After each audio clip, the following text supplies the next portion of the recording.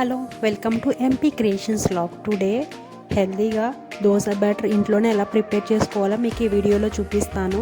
దీనికి కావాల్సిన ingredients: first 1 glass మినప్పప్పు, 1 గ్లాస్ పెసళ్ళు, 1 గ్లాస్ పెసరపప్పు, 1 గ్లాస్ పచ్చి శనగపప్పు,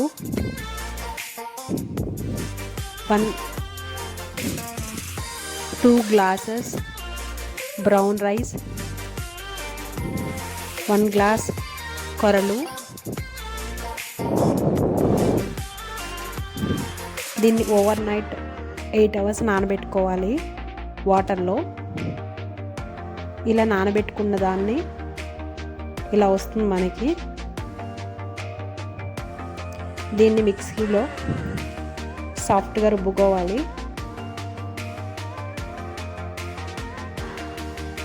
ఇలా మిక్సీ వేసిన తర్వాత చాలా సాఫ్ట్గా ఉంది కదా దోశ పిండి. నా వీడియో కానీ మీకు నచ్చినట్లయితే please like and share, subscribe my